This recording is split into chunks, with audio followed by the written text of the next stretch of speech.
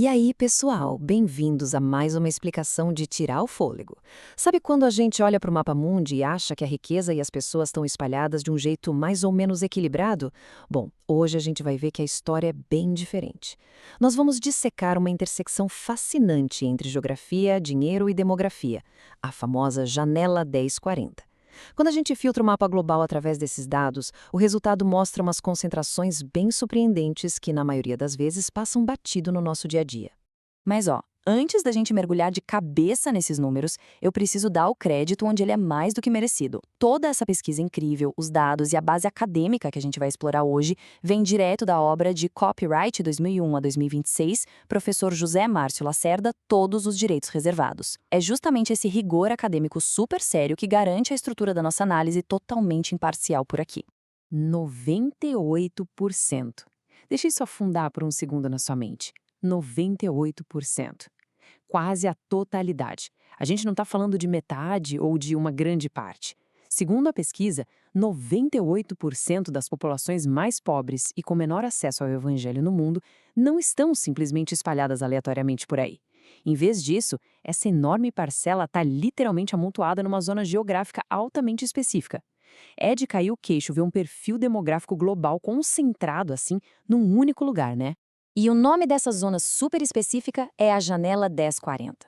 Se você não conhece o termo, não se preocupa. A Janela 1040 é basicamente uma região geográfica e humana marcada historicamente por duas coisas cruciais: níveis absurdos de pobreza e uma concentração gigantesca de populações classificadas como não evangelizadas. Então não é só uma linha política no mapa, sabe? É um jeito de mapear o mundo por condições socioeconômicas e de alcance institucional. Para a gente ter uma ideia real do tamanho disso, dá uma olhada na escala do mapa. A gente está falando de pedaços gigantescos da Ásia. Pensa no subcontinente indiano inteiro e na imensidão que é a China. Não são pequenos enclaves isolados no meio do nada, gente. São blocos continentais massivos que abrigam, literalmente, os maiores formigueiros humanos do nosso planeta. E a coisa não para por aí não. Essa tal de Janela 1040 se estica ainda mais e varre múltiplos continentes, engolindo partes gigantes do Oriente Médio e do Norte da África. É brilhante ver como esse conceito ignora completamente o tipo de clima, a cultura ou aquelas velhas fronteiras históricas. Ele junta num mesmo pacote analítico os desertos escaldantes, as planícies férteis e as cadeias de montanhas. Agora, como a gente mede essa pobreza toda na prática? A pesquisa usa o PIB por pessoa, em dólares americanos mesmo, e as faixas de renda dão um choque de realidade. A base começa lá no chão, com a dura realidade de 0 a 500 dólares por pessoa num ano inteiro. Aí sobe para até 2.000, depois 10.000 e, por fim, a galera que ganha acima de 10.000 dólares. E olha, essas faixas mais baixas são o verdadeiro X da questão, porque elas desenham exatamente o buraco econômico profundo que define a maior parte dessa região.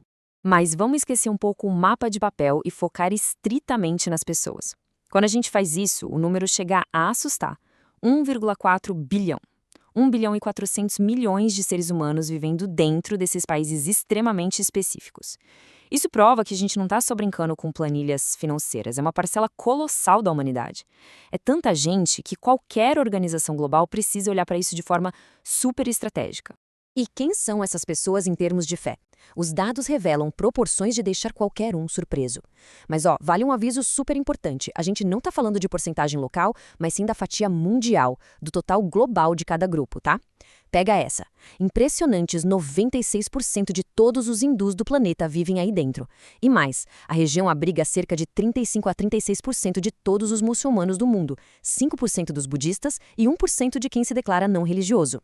É o verdadeiro epicentro mundial das grandes tradições de fé. E aqui a gente bate de frente com o que o estudo chama de discrepância demográfica. O contraste é gritante. Presta muita atenção nisso. Enquanto as áreas de maior foco dessa janela concentram nada menos que 23% de toda a população global, adivinha qual é a porcentagem de missionários espalhados ali? Entre 4% e 5%. Só isso. É um abismo estatístico bizarro entre ter uma quantidade enorme de gente e ter tão poucos recursos institucionais especializados focados nela. Claro, a gente não tirou esses números da cartola. Para uma análise dessas ter peso, a fonte tem que ser de primeira. Essa pesquisa está ancorada em registros globais super respeitados. Os números vêm dos dados mundiais da Enciclopédia Britânica, das edições de 1999 e 2001. E também daquela obra clássica Interseção Mundial, do Johnston, de 2001. Ou seja, a fundação disso tudo está baseada em dados internacionais sólidos e para lá de reconhecidos. O que deixa a gente com uma pulga gigante atrás da orelha para fechar nossa conversa hoje.